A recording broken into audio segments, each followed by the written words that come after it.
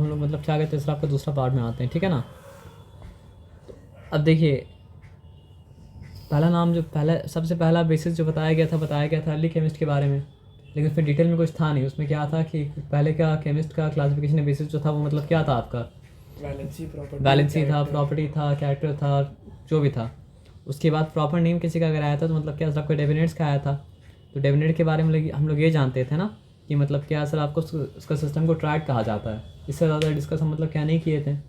और ये बताए थे फिर आपका कि ट्रायड अगर है तो उसमें मतलब क्या सर आपका 3 एलिमेंट है, लेकिन 3 एलिमेंट किस तरह से है ये नहीं बताया गया था।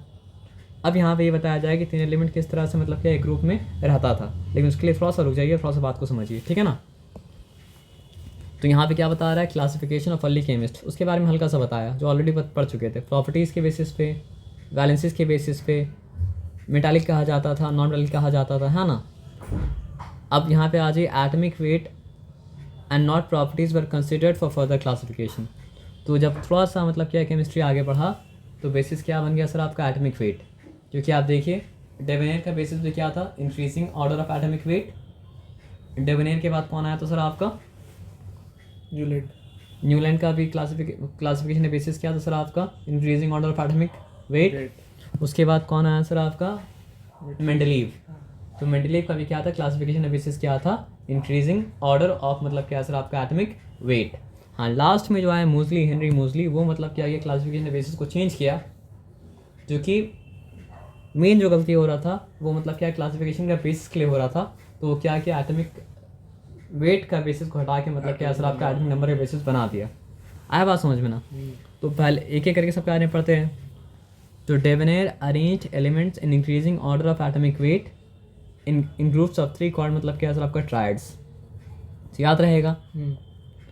केमिकली एनालॉगस एलिमेंट, एनालॉगस का मतलब क्या होता है सर आपके एक तरह का एलिमेंट। तो chemically analogous element arranged in increasing order with atomic weights formed well marked group of 3 called triads. अभी इस तरह था ना सर कि ये सिंपल एक बात समझिए, इंक्रीजिंग ऑर्डर अगर है तो पहले वाले का एटमिक वेट सबसे कम होगा और दूसरे वाले का एटमिक वेट मतलब क्या सर आपका सबसे ज़्यादा होगा। तो आप बोलेंगे सर इसमें कौन सा बड़ा बात है। फिर आप बोलेंगे बीच वाला का जो है वो पहले वाले से ज़्यादा होगा और लास्ट वाले से कम होगा। तो इसमें बोलने वाला क्या बात है, ये तो ऐसे ही सबको पता है, लेकिन आपको नहीं पता है। क्या नहीं पता, पता है बीच वाला इस तरह से अरेंज किया गया है कि बीच वाला मतलब क्या सर आपका फर्स्ट और लास्ट का एवरेज है। तो ये है डेवेनियर का रूल। अगर आपको चेक करना है तो आप चेक कर लीजिए। 7 एवरेज निकालना आता है कि नहीं आता है, नहीं निकालना आता है ना। एवरेज का अगर फर्स्ट ले और लास्ट ले तो कितना हो जाएगा सर आपका, प्लस करके हाँ 48। अगर फर्स्ट और लास्ट का एवरेज निकाले तो ही है ना। तो यहाँ पे लिखना पड़ेगा 39, यहाँ पे लिखना पड़ेगा मतलब क्या सर आपको 7, उसके बाद बाई 2 करना पड़ेगा। अगर 3 डेटा होता तो सम करके बाई 3 करते हैं, 4 डेटा होता तो सम करके मतलब क्या बाई 4 करते हैं, बाई 4 करते हैं। 10 डेटा अगर होता तो सम करके मतलब क्या सर आपका बाई 10 करते हैं, है ना। तो 39 + 7 अगर हम ऐड करते हैं तो क्या हो जाता है, 46 हो जाता है ना।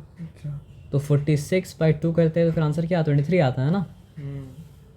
इस केस में तो एग्जैक्टली एवरेज के बराबर आ गया, लेकिन कभी कभी मतलब क्या सर आपका एवरेज के मतलब क्या होता है, करीब आता है। तो 3 एलिमेंट को इंक्रीजिंग एटमिक वेट के हिसाब से इस तरह सजाया गया कि बीच वाला जो है वो मतलब क्या सर आपका मीन हुआ। मीन मतलब क्या हो गया सर आपका एवरेज हुआ। तो ये सिस्टम इसलिए नहीं वर्क कर पाया ना कि जितना नोन एलिमेंट था सारा का सारा नोन एलिमेंट इस फॉर्मूला में फिट नहीं बैठा। अगर सारा का सारा नोन एलिमेंट इस फॉर्मूला में फिट बैठ जाता तो क्या न्यूलैंड को आना पड़ता, क्या न्यूलैंड के बाद मेंडलीव को आना पड़ता, और क्या मेंडलीव के बाद मतलब क्या सर आपका हेनरी मूजली को आना पड़ता। कुछ एलिमेंट इस फॉर्मूला में फिट बैठा और ज़्यादातर एलिमेंट इस फॉर्मूला में मतलब क्या फिट नहीं बैठा, क्योंकि जिस वक्त ये फॉर्मूला निकाला था कम ही एलिमेंट नोन था, लेकिन उस वक्त का सारा नोन एलिमेंट भी इस फॉर्मूला में मतलब क्या फिट नहीं बैठा। लेकिन आपने सोचा नहीं कुछ तो सच्चाई इसके बाद में है, ये पूरा सच्चाई यहाँ तक मतलब क्या सर आपका नहीं, पूरा सच्चाई इससे मतलब क्या सर आपका बड़ा है। तो हाँ ट्रायड का एक एग्जाम्पल तो याद रखिएगा, और सबसे अच्छा एग्जाम्पल क्या है सर आपका लिथियम सोडियम पोटेशियम। और उसको याद रखना पड़ेगा, उसका एटमिक मतलब क्या सर आपका वेट के मतलब क्या सर आपका 7, और एवरेज बोला जाए, अरिथमेटिक बोला जाए, बात मतलब क्या सर आपका बराबर है। ये बताया समझ में ना। तो सब हर मेथड का मतलब हर क्लासिफिकेशन का डिस्कार्ड करने का रीज़न आपको जान के रखना पड़ेगा। तो डिस्कार्ड का रीज़न क्या था? Method was a disordered collection of element not holding true for all elements। Disorder था और क्या सारा का सारा एलिमेंट के लिए मतलब क्या था आपका ट्रू मतलब क्या था? कुछ एलिमेंट के लिए ट्रू था, सारा एलिमेंट के लिए ट्रू मतलब क्या था? नहीं था। Properties of element grouped into triads were not found to be similar. और जो एवरेज में बैठ भी गया ना, लेकिन वो भी उसमें देखा गया कि एक तरह का एलिमेंट नहीं भी है वो भी ग्रुप में आ जा रहा है।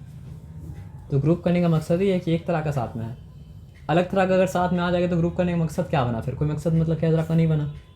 तो ये दो रीज़न हुआ डिस्कार्ड करने का। पहला बात तो ये सारा का सारा एलिमेंट के लिए ट्रू था नहीं, और दूसरा बात ये कि मतलब क्या असर आपका सिमिलर नहीं था। सारे एलिमेंट जो ग्रुप में आ रहा था इस हिसाब से वो मतलब क्या था आपस में सिमिलर मतलब क्या था? नहीं था। ठीक है ना। तो उसके बाद आया मतलब कौन सा आपका ऑक्टेव। आया बात समझ में ना? तो new land arrange elements and मतलब क्या था आपका increasing order of the atomic weights.